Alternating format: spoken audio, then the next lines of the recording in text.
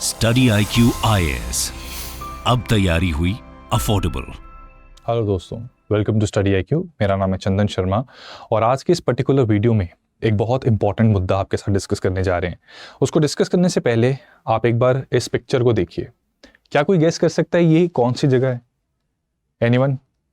ये यूक्रेन है दोस्तों। यूक्रेन जिसको रशिया ने इन्वेड किया, वहां पर अटैक किया।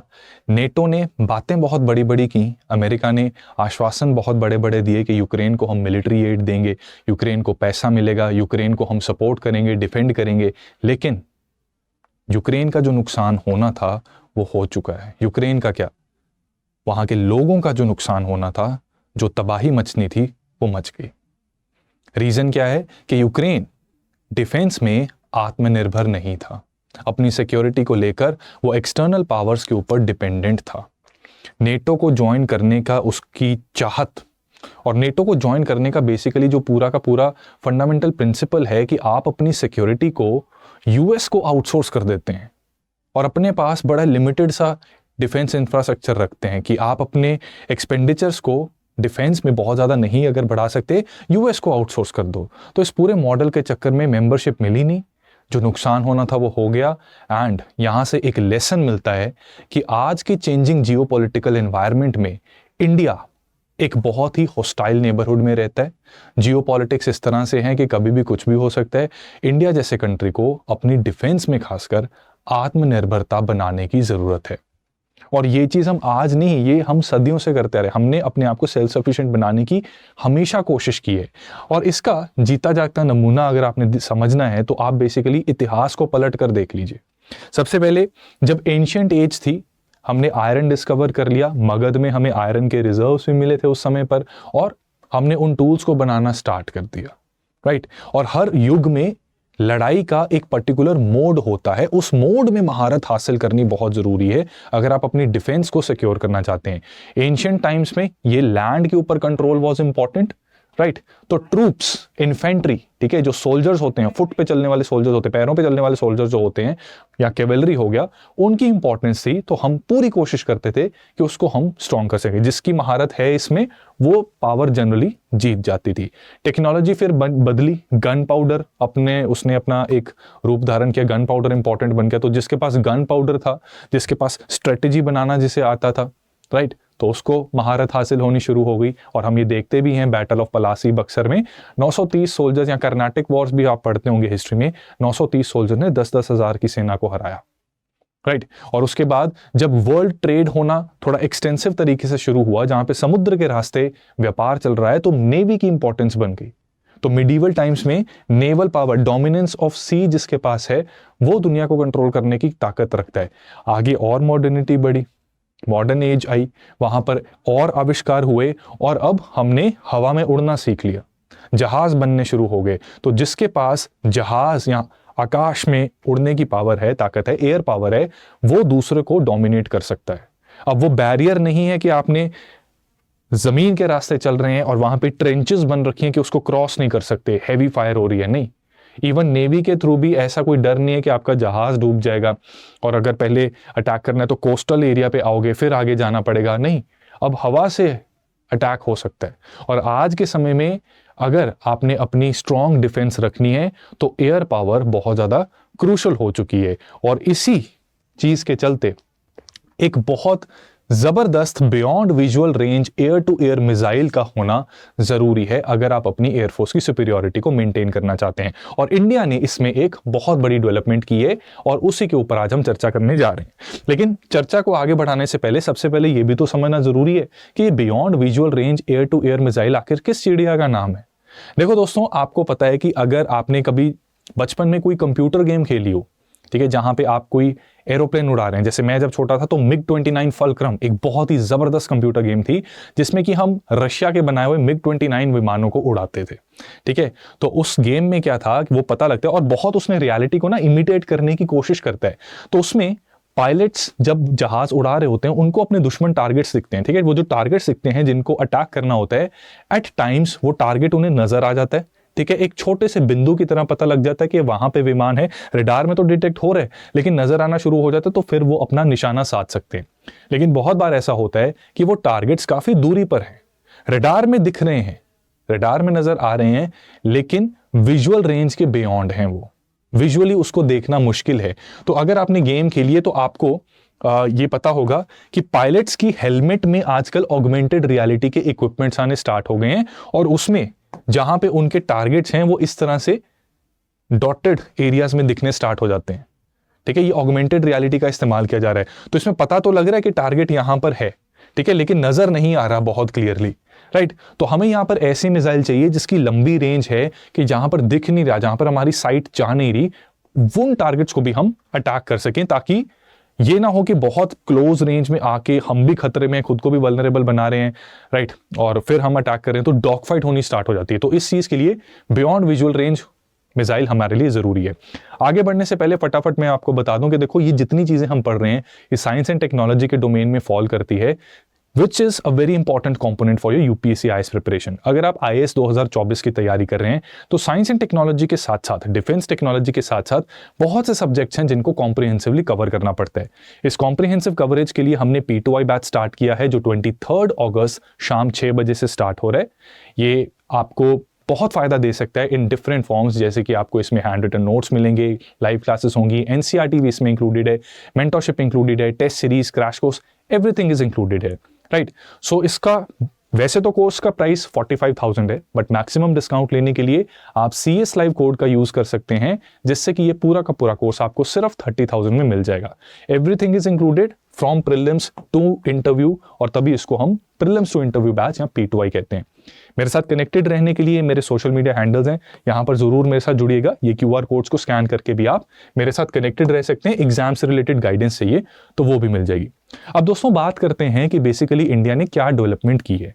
इंडिया ने अस्त्र MK2 नाम की एक मिसाइल को डेवलप कर रहा है, जो बेसिकली ड्यूअल पल्स मोटर जिसमें यूज होगी, और defence research and developmental organisation जो इंडिया के डिफेंस रिसर्च में इन्वॉल्व है, उसने बेसिकली इस मिसाइल के पीछे उसकी पूरा ताकत और उसकी पूरी टेक्नोलॉजी लगी हुई है, राइट। ड्यूअल पल्स मोटर क्या होता है अगर आपको नहीं पता तो देखो, 2 स्टेजेस में ऐसी मिसाइल काम करती है। एक विमान से डिटैच होते वक्त आगे जाएगी, राइट, तो उसको इनिशियल थ्रस्ट देना पड़ता है। तो पहला ड्यूअल पल्स में फर्स्ट पल्स मोटर का ये काम है, एंड उसके बाद लॉन्ग रेंज के टारगेट जब उसने अटैक करने हैं तो ग्रेजुअली उसको आगे बढ़ना पड़ेगा, ठीक है। लॉन्ग रेंज के टारगेट्स को अटैक करने के लिए gradually it has to move ahead, right. तो उस केस में सेकेंड स्टेज वो रहती है, ठीक है। अब इसमें इसकी रेंज कही जा रही है कि 160 किलोमीटर्स की है, और इसके कई एडवांटेजेस हैं। सबसे बड़ा एडवांटेज जो इसके बारे में बताया जा रहा है वो है इसकी अफोर्डेबिलिटी। जी हाँ, क्योंकि यहां पे मैं आपको बता दूं कि अभी के समय में हमारे पास जो मिसाइल है उसकी एक एग्जांपल देता हूं आपको अफोर्डेबिलिटी का कंपैरिजन करने के लिए। देखो, एक यूरोपियन मीटियोर मिसाइल भी है। हमारी जो रफेल डील हुई है उस डील के अनुसार जो हमारे पास रफेल में विमान आएंगे उसमें ये यूरोपियन मीटियोर मिसाइल लग कर आएगी, अटैच होके आएगी, ठीक है। तो इसमें ये इंटीग्रेटेड मिसाइल हमें मिलेगी। इसकी रेंज 200 किलोमीटर की है, जो कि 160 किलोमीटर से ऑब्वियसली ज्यादा है, ठीक है। इसका जो नो एस्केप जोन है ये भी काफी अच्छा है। नो एस्केप जोन क्या होता है कि जैसे अगर आप मान लो ये आपका विमान है, ठीक है, let's say this is your विमान, तो एक कोनिकल रीजन होता है, ठीक है। ये मैं कंपैरिजन करने के लिए दिखा रहा हूं आपको कि इस तरह से कोनिकल रीजन होते हैं, ठीक है। तो मान लो ये रीजन है, यहां तक अगर कोई भी विमान है और अगर इस प्लेन ने अपनी मिसाइल छोड़ दी तो वो विमान बच नहीं पाएगा, ठीक है। तो इसको कहते हैं नो एस्केप जोन। ज्यादा अच्छी मिसाइल्स की नो एस्केप जोन और ज्यादा ब्रॉड होती है। जो यूरोपियन मीटियोर मिसाइल है इसका नो एस्केप जोन दुनिया में सबसे बेहतरीन माना जाता है, ठीक है। बाकी तो जब जंग छिड़ेगी, अमेरिका को कुछ सीक्रेट हथियार निकलेगा तभी पता लगेगा, लेकिन अभी के लिए no escape zone meteor missile का सबसे बेहतरीन माना जाता है। लेकिन इसका सबसे बड़ा ड्रॉबैक जो इस मिसाइल का है वो है कि ये 25 करोड़ की मिसाइल आती है। एक मिसाइल 25 करोड़ की आती है, राइट। और एट द सेम टाइम जो हमारी अस्त्र MK2 कही जा रही है वो कितने की बन जाती है? केवल 11 करोड़ रुपए की। तो ये एक एडवांटेज सबसे बड़ा माना जाता है कि एक अच्छी खासी रेंज होने के साथ साथ आत्मनिर्भर, मतलब हमने घर पे ही बनाई है, DRDO ने बनाई है, मैन्युफैक्चर हम कर सकते हैं, यहाँ पे हम डिपेंडेंट नहीं है किसी के ऊपर, तो वो भी एक एडवांटेज है, और कॉस्ट अफोर्डेबिलिटी भी है। तो इस लिहाज से अस्त्र MK2 को डिसरप्टर कहा जा रहा है, क्योंकि बहुत से ऐसे देश जो रफेल डील चाहते हैं, ठीक है, यूरोपियन मिसाइल्स चाहते हैं, हथियार चाहते हैं, वो अफोर्ड नहीं कर सकते, लेकिन उनको अगर एक सस्ता ऑल्टरनेट दिखेगा तो वो भारत के साथ अच्छे रिलेशंस भी बनाना पसंद करेंगे और भारत के साथ डिफेंस टाइज अच्छे करके हमसे ये डिफेंस इक्विपमेंट्स खरीदना भी पसंद करेंगे, राइट। तो ये एक डिसरप्टर यहां पे माना जा रहा है। अब अस्त्र MK2 से पहले अस्त्र 1 भी आई थी, ठीक है। अस्त्र 1 के बारे में थोड़ा सा बता देता हूं। ये 8 करोड़ की मिसाइल थी, इसकी एक मिसाइल 8 करोड़ की बनती थी और यहां पे इसने हमें एक एडवांटेज दी थी। बेसिकली पाकिस्तान को अमेरिका ने AIM-120C5 BB रैम्स, ठीक है, वही beyond visual range air to air missiles gift की थी, ठीक है। गिफ्ट क्या की थी, उनको सप्लाई की थी। 2019 में ऐसा ही एक BB रैम पाकिस्तान के F-16 जेट ने भारत के एक MiG-21 पे कश्मीर रीजन में अटैक किया था, जिसमें जवाबी कार्रवाई की गई और जवाबी कार्रवाई में क्या हुआ, वो F-16 ध्वस्त हो गया। इंडिया ने कहा कि मैं प्रॉपर सबूतों के साथ या US के साथ भी शेयर करूंगा, जिससे कि फिर उसे भी पता लगे कि उसके दिए हथियारों का टेररिज्म के खिलाफ लड़ने के बजाय कहां इस्तेमाल हो रहा है। हमने जब अस्त्र 1 डेवलप कर ली, ठीक है, अस्त्र 1 फंक्शनल हो गई, तो यहां पे जो पाकिस्तान की ये AIM-120C5 जो बेसिकली उसने अमेरिका से ली है, हमने खुद बनाई है, राइट। तो यहां पे हमें इसको काउंटर करने की एक कैपेबिलिटी आ गई हमारे पास, राइट। इसी के साथ ये जो अस्त्र MK2 है, इसमें हमारी कैपेबिलिटी और ज्यादा बढ़ रही है, क्योंकि एक PL-15E नाम की भी मिसाइल चाइना ने पाकिस्तान को दी है, जिसकी रेंज 147 किलोमीटर है। अस्त्र 1 की 110 किलोमीटर थी, ठीक है। अब ये रेंज बेहतरीन होने के कारण, ठीक है, हमें अस्त्र 1 से और ज्यादा ऊपर जाना था। तो अस्त्र 2 में 160 किलोमीटर की रेंज है, तो यहां पे क्लियरली एक तो सस्ती है, रेंज भी ज्यादा है, खुद हम डेवलप कर रहे हैं, तो that is why it is considered to be a game changer for India. और जिस तरह के हॉस्टाइल एनवायरनमेंट में हम रह रहे हैं, तो इसकी हमें काफी ज्यादा जरूरत भी पड़ती है।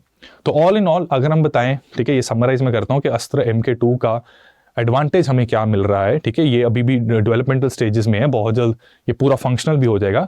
तो देखो सीधी सी बात है कि यूरोपियन मिटियोर मिसाइल पे हमारी डिपेंडेंस कम होगी। इस डिपेंडेंस की वजह से हमारी सॉवरेन ऑटोनॉमी भी बढ़ेगी कि दूसरे कंट्रीज इन हथियारों के वजह से या हमें डरा के अपने हिसाब से हमारी पॉलिसीज चेंज करवा देते हैं, तो वो चीज नहीं होगी।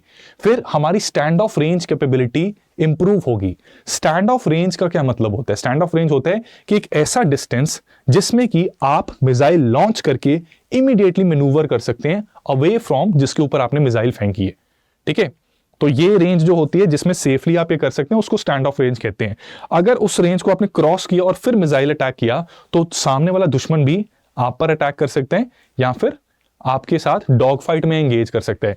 तो जहां पे स्टैंड ऑफ अवॉइड हो सके, स्टैंड ऑफ क्या होता है ना, ये वेस्ट में जो गोली चलाते थे एक दूसरे पे चलते हुए, तो जहां पे स्टैंड ऑफ अवॉइड हो सकता है उसी को कहते हैं स्टैंड ऑफ रेंज कैपेबिलिटी। वो हमारी एनहांस हो सकती है, ठीक है, वो हम काफी हमारी इंप्रूव हो सकती है।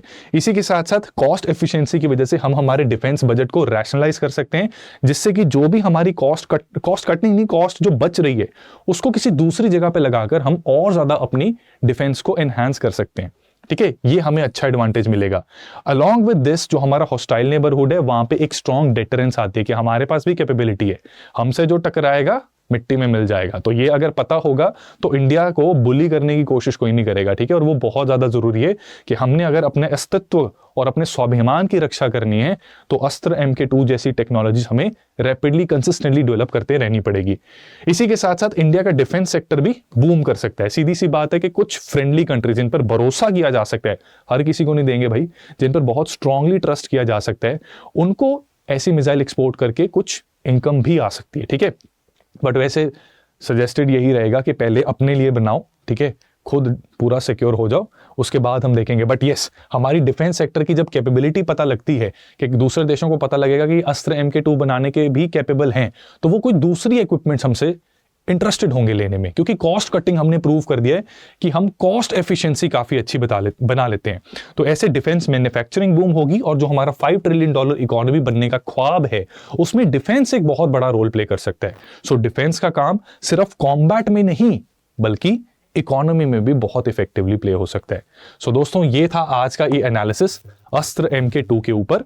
जाने से पहले आप सभी के सामने 2014 का ये प्रीलिम्स का MCQ, इसको अच्छे से पढ़ लीजिए, चाहे तो वीडियो पॉज कर सकते हैं और इसका करेक्ट आंसर कमेंट सेक्शन में जरूर दीजिएगा।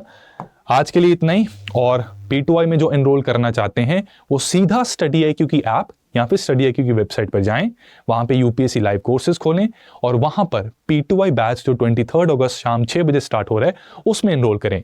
45,000 का वो कोर्स है, but let me show you कि अगर आप CS लाइव कोड लगाएंगे तो बेसिकली आपको वो काफ़ी सस्ते में मिल जाएगा, ठीक, काफ़ी अफोर्डेबल प्राइस पे। कि स्टडी IQ ऐप में या वेबसाइट में UPSC लाइव कोर्सेज में गए, ये इंग्लिश बैच है जिसमें बेसिकली इसी तरह से हम इंटरैक्ट करते हैं और हमारे जो मटेरियल है वो आपको आपकी भाषा में मिल जाता है, इंग्लिश या हिंदी, बुक्स जिस भी भाषा में चाहिए, ठीक है, हिंदी में भी मिल जाती है। यहाँ पे आपको लगाना है कोड क्या लगेगा, CSLIVE। आपने अप्लाई किया और हाईएस्ट डिस्काउंट। सो आज के लिए इतना ही दोस्तों, wish you all the best, thank you so much. Study IQ IAS, अब तैयारी हुई अफोर्डेबल।